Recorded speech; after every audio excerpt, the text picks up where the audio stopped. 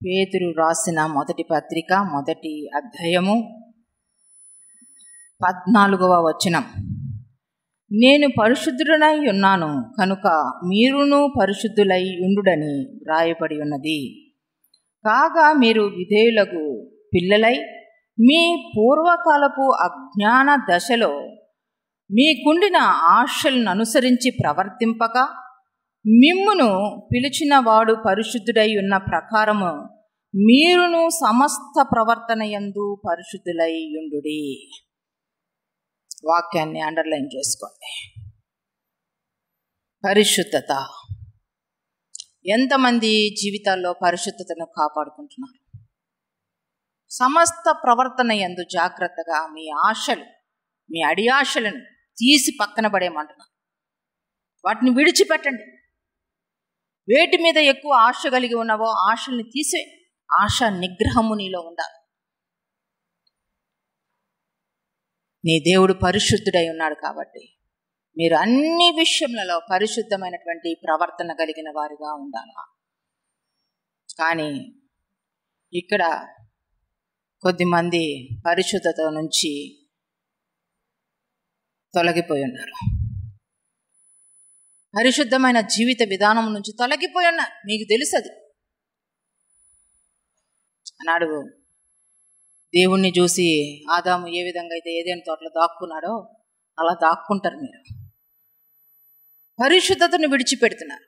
ఎవడైనను అయోగ్యంగా నా పాత్రను ముట్టిన ఎడలా అట్టివాడు శాపగ్రస్తుడు అవుతాడని స్పష్టంగా పరిశుద్ధ గ్రంథంలో రాయబడింది. దేవుని సేవతో ఆటలా? దేవుని పరిచర్యతో ఆటలాడుతున్నారా? అగ్నితో చెలగాటం. అగ్నితో ఆడుతున్నారు. ఒకరు నిప్పులను ఒడిలో వేసుకున్న ఎడలా కాలకుండునా? నువ్వు పరిచర్యలో ఉండి పాపాన్ని ఒడిలో వేసుకుంటే, పాపాన్ని కోరుకుంటే నీ జీవితం ఏమవుతుంది? నువ్వు పరలోకం వైపు చూడాలా? నేను పరలోకపు వారసులుగా అసలు నిజానికి ఆత్మీయ జీవితాన్ని ప్రారంభించినప్పుడు, మనం రక్షించబడినప్పుడు మొట్టమొదటిగా మనం రక్షణ తీసుకున్న వెంటనే మారు మనస్సు కలిగి జీవించాలి అని మనం తీర్మానం తీసుకున్న వెంటనే మన కనుదృష్టి దేని మీద ఉండాలో తెలుసా? పరలోకం మీద ఉండాలి. హాకీ ఆడతారు ప్లేయర్స్, ఆటగాళ్ళందరూ ఏమో ఆడతారు, హాకీ ఆడతారు. హాకీలో వాళ్ళు కోర్టులో దిగిన వెంటనే వాళ్ళు ఫస్ట్ దేన్ని చూసుకుంటారు చెప్పండి? గోల్ ఎక్కడికి వెయ్యాలా, ఎక్కడికి కొట్టాలా, ఎక్కడ కలిస్తే మనం దేన్ని దృష్టిస్తే మనం విజయాన్ని పొందుకుంటాం. అలాగనే క్రైస్తవ జీవితంలో మనం మారు మనసు పొందుకున్న వెంటనే మనం పరలోకం వైపుకే చూడాలి. ప్రతి అడుగు విషయంలో పరలోకం వైపే. మనం తీసుకునే ప్రతి నిర్ణయము పరలోకం వైపుగా నడిపిస్తుంది. మన గోల్ అది. అంటే మనము చివరికి రీచ్ అవ్వాల్సింది ఎక్కడికి? పరలోకానికి. అప్పుడు నిజమైనటువంటి క్రైస్తవులుగా మనం జీవిస్తాం. విజయవంతమైనటువంటి ఆత్మీయ జీవితాన్ని మనం జీవిస్తాం. అంతేగాని ఈరోజు చాలా మందికి పరలోకం గురించినటువంటి ఆలోచన లేదు. పనికి మాలిన వాటి గురించిన ఆలోచన ఎక్కువ ఉంది.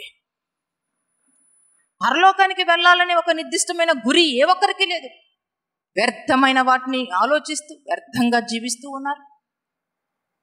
మీ హృదయాలు దేవుని ఎదుట సరైనవిగా లేవు. ఆనాడు గారడి సీమోను పేతురు దగ్గరికి వచ్చి, నేను ప్రార్థన చేస్తే పరిశుద్ధాత్మను పొందుకునే విధంగా అట్టి వరమును నాకు ఇవ్వు అని చెప్పి ధనాన్ని పేతురుకు దగ్గర పెడతాడు. పేతురు గారడి సీమోన్ని చూసి, నీ హృదయము దుష్ట హృదయముగా కనబడుతుంది కాబట్టి ఈ శ్రేష్టమైనటువంటి విషయాల యందు నీకు పాలు లేదు. మీరు మీ హృదయాలను దుష్ట హృదయాలుగా మార్చుకున్నట్లయితే శ్రేష్టమైన వాటి విషయంలో మీ హృదయాలకు పాలు లేదిక.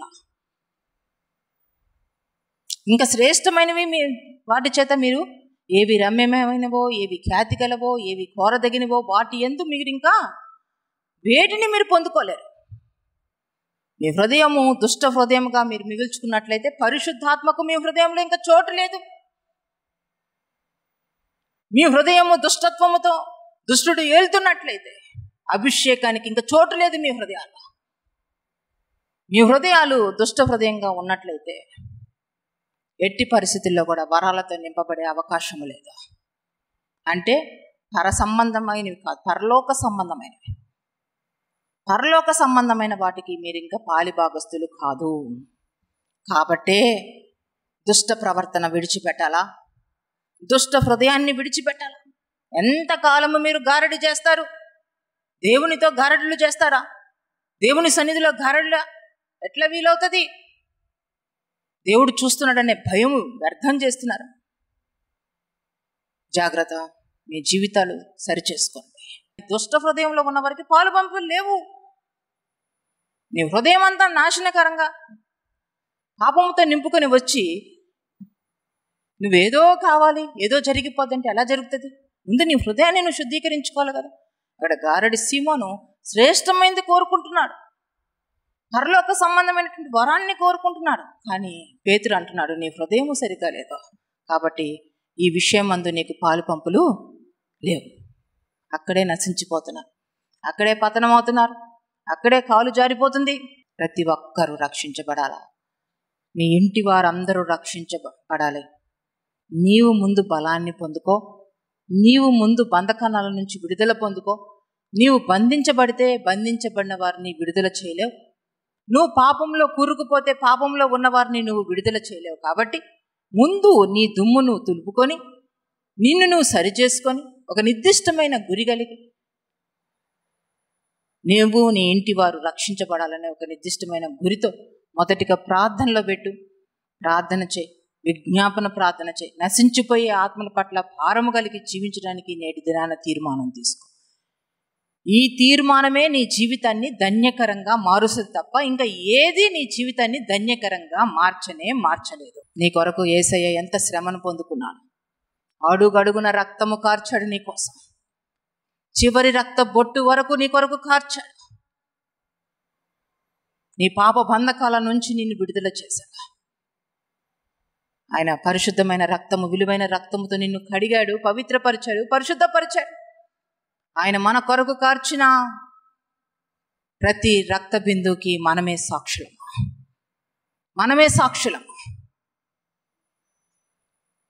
యేసయ్యను సంతోషపెట్టే జీవితం జీవించడానికి మంచి తీర్మానం తీసుకోండి.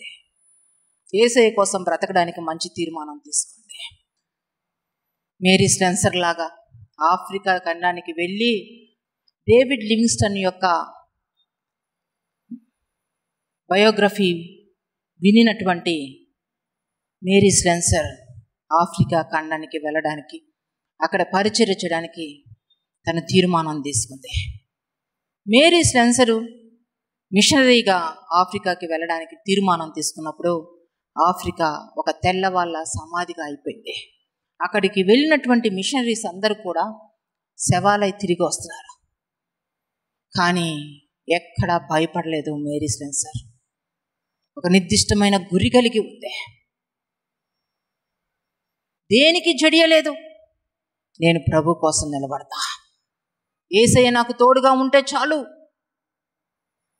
ఆయన అసాధ్యాన్ని కూడా నా జీవితంలో సాధ్యపరుస్తాడని నమ్మింది. ఆఫ్రికా ఖండానికి వెళ్ళడానికి సిద్ధపడింది. ఆ రీతిగా ఆఫ్రికాకి వెళ్ళినప్పుడు అక్కడ నరమాంస భక్షకులు ఉన్నారు. వారి మధ్య పరిచర్య మొదలుపెట్టింది మేరీ స్పెన్సర్. ఒక స్త్రీ ఏ సంతోషాన్ని పొందుకోలేనటువంటి వ్యక్తి, ఏ ఆనందాన్ని పొందుకోలేదు. ఎందుకంటే తన పుట్టిన నాడు నుంచి తన తండ్రి తాగుబోతూ, తన తల్లికి సహకరించేవాడు కాదు. తన తల్లి ఎంతగానో పనిచేసి పేదరికంలో పెరిగింది మేరీ స్పెన్సర్. అటువంటి సమయంలో మేరీ స్పెన్సర్ తల్లి యొక్క బాధ్యతను కూడా తీసుకోవాలని చిన్ననాడే ఒక మిల్లులోకి వెళ్ళి పనిచేసి వచ్చి రాత్రి కాలంలో ఆమె చదువుకునేది దీపం పెట్టుకొని. ఆ రీతిగా ఆమె రాత్రికాలం చదువుకుంటున్న సమయంలో ఒక స్నేహితురాలు పరిచయం అయ్యి క్రీస్తు గురించి తెలియజేసింది. నిజమైన రక్షణ మౌనంగా ఉండనివ్వదు నీ జీవితంలో. నిజమైన రక్షణ పొందుకున్న వారు మౌనంగా ఉండలేరు. నశించిపోయే ఆత్మల కొరకు జీవించకుండా మౌనంగా ఉండలేరు. నీ రక్షణ విషయంలోనే నువ్వు ఒకసారి సరిచేసుకుంటే మంచిదే. భ్రమలో ఉండొద్దు. మేరీ స్లెన్సర్ రక్షించబడిన తర్వాత తను ఎంతకీ మిషనరీ బయోగ్రఫీస్ చక్కగా చదివేది. ఏ రీతిగా వీరు వెళ్ళారు, ఏ రీతిగా ఆ ప్రాంతంలో సేవను మొదలుపెట్టారు, సేవ చేశారు, వీటి మీదనే దృష్టి ఉండేది ఆమెకి. ఆ రీతిగా మిషనరీ బయోగ్రఫీస్ తను స్టడీ చేస్తున్న సమయంలో డేవిడ్ లివింగ్స్టన్ యొక్క బయోగ్రఫీ తనని ఎంతగా ప్రభావితం చేసిందంటే అంతగా ప్రభావితం చేసింది. డేవిడ్ లివింగ్స్టన్ చనిపోయిన వార్త వినిన వెంటనే మేరీ స్లెన్సర్ ఒక నిర్ణయం తీసుకుంటుంది. డేవిడ్ లివింగ్స్టన్ పక్షాన ఆ వ్యక్తి ఎక్కడైతే సేవ చేశాడో అక్కడికి వెళ్తా అని చెప్పి ఒక నిర్ణయం తీసుకొని, స్త్రీగా ఉన్నాను అనుకోవడంలా, ఒక ఆడదాన్ని అనే ఆలోచన లేదు, నేను స్త్రీనే, నేను నమ్మిన దేవుడు నాకు తోడుగా ఉన్నాడు, నన్ను విడవనే విడవడు, దేవునికి మహిమ కలుగును గాక, దేవుడు తోడుగా ఉన్నాడని నమ్మింది. అక్కడికి ఆఫ్రికా ఖండానికి వెళ్ళిపోయింది. అక్కడ నరమాంస భక్షకులు ఉన్నారు. వారికి మానవత్వం అంటే ఏమీ తెలీదు, రాక్షసత్వము తెలుసు. అటువంటి వారి మధ్య మోకరించింది. ఆ వారి గురించి ప్రార్థన చేయడం మొదలుపెట్టింది. సువార్త ప్రకటించడం మొదలుపెట్టింది. మెల్లమెల్లగా నరమాంస భక్షకులు కూడా మోకరించడం నేర్చుకున్నారు. దేవునికి మహిమ కలుగును గాక. ఈ లోకంలో ఉన్నవానికంటే మనలో ఉన్నవాడు గొప్పవాడు. దేవునికి మహిమ కలుగును గాక. ఆ రీతిగా అక్కడ కొద్ది కొద్దిగా ఆ ప్రాంతం అంతా మార్చేసింది. ఆ ప్రాంతంలో ఎంత భయంకరమైనటువంటి తత్వాలు ఉండేవంటే, విగ్రహాలను నిలబెట్టేవారు. ఒక స్త్రీ ట్విన్స్ని కంటే అది శాపం అని చెప్పి ఆ బిడ్డలను ప్లస్ ఆ స్త్రీని బలి చేసేవారు. అంత భయంకరమైనటువంటి అజ్ఞానముతో కూడినటువంటి మనుషుల మధ్య సేవ చేయడం ప్రారంభించింది. కానీ దేవుడు ఆమెకి తోడుగా ఉన్నాడు కాబట్టి ఆమె నశించిపోయే ఆత్మను రక్షణలోనికి నడిపించగలిగింది. ఒక మనిషి చనిపోతే ఆ ప్రాంతంలో ఆ మనిషి మనశ్శాంతి కోసం ఇంకొద్ది మందిని తీసుకొని వచ్చి బలులు అర్పించేవారు. అంత హీనమైన స్థితి, అంత భయంకరమైనటువంటి పరిస్థితి ఆ ప్రాంతంలో ఉంది. అటువంటి మనుషుల మధ్య, నశించిపోయే ఆత్మల మధ్య పరిచర్య చేసింది మేరీ స్లెన్సర్. వారందరినీ మార్చింది. ఆ తర్వాత ఒకయాంగో అనే ప్రాంతాన్ని ఎన్నుకుంది. అక్కడికి వెళ్ళి సేవ చేస్తానని చెప్పి తీర్మానం తీసుకుంది. వెళ్తున్న సమయంలో ఇక్కడ రక్షించబడిన వాళ్ళందరూ ఏడుస్తున్నారు, అక్కడ ఇంకా భయంకరులు ఉన్నారు, నిన్నేమన్నా చేస్తారేమో, నిన్నేమన్నా ఇబ్బందులు పెడతారేమో అని అంటే, లేదు, నా దేవుడు గొప్పవాడు, నేను నమ్మిన దేవుడు నన్ను విడిచిపెట్టడు, ఈ లోకంలో ఉన్నవానికంటే నాలో ఉన్నవాడు గొప్పవాడు అనుకుంది. ఆ ప్రాంతానికి వెళ్ళింది. ఆ ప్రాంతంలో ఎంతో భయంకరమైనటువంటి మనుషుల మధ్య సేవ చేయడం మొదలుపెట్టింది.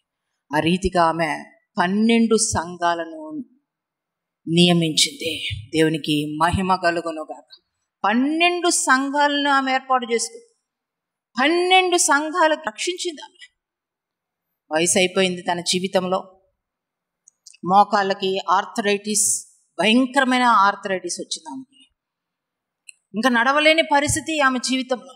కానీ నిరీక్షణ కోల్పోలేదు. ఎక్కడ కూడా దేవుని కోసం జీవిస్తాను అని, జీవించలేకపోతానేమోనని నిరుత్సాహం ఆమెలోకి రాలేదు, బలహీనపడలేదు. కానీ ఒక వీల్ చైర్ చేసుకుందంట. ఒక వీల్ చైర్ చేసుకొని ఆ వీల్ చైర్లో కూర్చొని ఆ బండి నెట్టుకుంటా అంటండి వెళ్ళి 12 సంఘాలకు వెళ్ళి బోధించి వచ్చేదంట. దేవునికి మహిమ కలుగును గాక. ఈరోజు మీరందరూ మేరీ స్లెన్సర్ లాగా ఉండకపోవచ్చేమో, కానీ ఈ మాటలు వింటున్న మీలో ఒక్క మనిషి బయటకు వస్తే చాలు, కొద్ది మంది చీకట్లో ఉన్నవారు వెలుగుమయంగా వారి జీవితాలు మార్చబడతాయి. దేవునికి మహిమ కలుగును గాక. ప్రార్థన చేద్దాం. మంచి తీర్మానాలు తీసుకోండి. మేరీ స్లెన్సర్ జీవితంలో ఏమీ ఆశీర్వాదము లేదు, ఏ దీవెన లేదు, మోడు బారిపోయిన జీవితమే. గొప్ప పరిచర్య చేసి ఒక శ్రేష్టమైన వ్యక్తిగా, ఒక మిషనరీగా ఆఫ్రికా ఖండంలో నిలబడింది. ఈరోజు ఆమె బయోగ్రఫీ ఎంతో మందికి ప్రభావితం చేస్తుంది. మేరీ స్లెన్సర్ యొక్క జీవితము అనేక మందికి ప్రభావితం చేసింది. ఈరోజు మీ జీవితాల్లో దేవుడు మాట్లాడినట్లయితే నిజంగా ప్రాణాత్మ దేహములు ప్రభుకి కానుకగా సమర్పించుకుంటారా? దేవుని కోసం రోషంగా జీవించడానికి సిద్ధపడతారా? ఇదిగోండి, ఇప్పుడున్న పరిచర్య చేస్తున్న వారందరూ కూడా వాళ్ళ వయసు అయిపోతుంది, వాళ్ళ దేహాలు పరిచర్యలో కరిగిపోయాయమ్మా. వారి దేహాలు పరిచర్యలో కరిగిపోయాయి. దేవుని పరిచర్యను ఎవరు అర్థం చేసుకుంటారు? దేవుని కోసం ఎవరు జీవించడానికి సిద్ధపడతారు? నశించిపోయే ఆత్మల పట్ల ఎవరు దాహం కలిగి జీవిస్తారు? ఈరోజు కొద్దిమంది సేవకులు సేవ చేస్తున్నారు కాబట్టి సంఘాలు వెలుగుమయంగా ఉన్నాయి. ప్రజలు వచ్చి ప్రార్థించుకోగలుగుతున్నారు. వారి చీకటి బ్రతుకుల్లో వెలుగుమయంగా వాక్యము ప్రచురించబడుతుంది. రేపటి తరంలో ఈరోజు నువ్వు నిర్ణయం తీసుకోకపోతే, తీర్మానం తీసుకోకపోతే సిలువ సువార్త ఏమైపోతుంది? రాబోయే తరంలో ఎవరు వారికి సువార్తను ప్రకటిస్తారు? దేవుని వాక్యాన్ని తెలియజేస్తారు? ఏ రీతిగా సువార్త జ్వాలలు ప్రసరిస్తాయి? నీవే నీవే నీవే రేపటి తరానికి ఒక శ్రేష్టమైనటువంటి దైవజనునిగా, దైవజనురాలుగా నిలబడాలి కదా. ఈరోజు తీసుకున్న తీర్మానం మీదనే నీ ఆత్మీయ జీవితము, నీ సేవా జీవితము ఆధారపడి ఉంది కనుక ప్రభు పాదాల దగ్గరికి రావడానికి సిద్ధపడతావా? అలుపరుగని రీతిలో శరీరం అంతా కరిగిపోతున్నా యేసయ్య కోసం జీవించే జీవితాన్ని కలిగి జీవించడానికి తీర్మానం తీసుకుంటావా? నీ ఇంటి వారి గురించి, నీ గ్రామంలో ఉన్న వారి గురించి ఎవరు ప్రార్థన చేస్తారు? వారి అంధత్వము నుంచి వారిని ఎవరు విడుదల చేస్తారు? వారికి ఎవరు యేసయ్య మార్గాన్ని తెలియచేస్తారు? పరలోకానికి ఎవరు చేరుస్తారో ఎవరిది బాధ్యత? రక్షించబడినటువంటి నీది నాదే కదా బాధ్యత. నిర్లక్ష్యంగా ఉండొద్దు, నిర్లక్ష్యంగా ఉండొద్దు. సమయము లేదిక. త్వరపడండి. ఎవరైతే తీర్మానం తీసుకుంటున్నారో ప్రభు కోసం, యేసయ్య కోసం జీవించాలి, యేసయ్య సేవ చేయాలా, పరిశుద్ధత గురించి ప్రకటించాలా, పరిశుద్ధాత్మతో వాక్యాన్ని తెలియచేయాలా, అనేక మంది నశించిపోయే వారిని వెలుగు మార్గంలో నడిపించాలా. హృదయం మీద చేయి పెట్టుకొని, ఒక చెయ్యి హృదయం మీద పెట్టుకొని, ప్రభువా నా హృదయాన్ని నీకు ప్రతిష్ఠిస్తున్నాను ప్రభువా. నేను నమ్మిన వారిని నువ్వు విడిచిపెట్టే దేవుడు కాదయ్యా. నాలో ఉన్నవాడు ఈ లోకంలో ఉన్నవాని కంటే గొప్పవాడు గనుక ప్రాణాత్మ దేహంలో నీకు ప్రతిష్ఠిస్తున్నాను ప్రభువా. నీ పరిచర్య నిమిత్తము నన్ను వాడుకయ్యా. అది ఏ స్థలములో అన్నా మీరు వాడబడాలా, అది ఏ ప్రాంతమైనా మీరు వెళ్ళాలా. అది ఒకవేళ పట్టణం అయి ఉండొచ్చు, లేకపోతే అడవి ప్రాంతం అయి ఉండొచ్చు. దేవుడు ఏది నీకు చూపిస్తే, ఏది నీ తలంపుల్లో పెడితే, పరిశుద్ధాత్మ దేవుడు నేను ఎక్కడికి వెళ్ళమంటే అక్కడికి వెళ్ళడానికి నువ్వు సిద్ధపడాలా. సర్వశక్తిమంతుడా, సర్వాధికారి, సర్వకృపానిదైన దేవా మీకు వందనములు, స్తుతులు, స్తోత్రములయ్యా.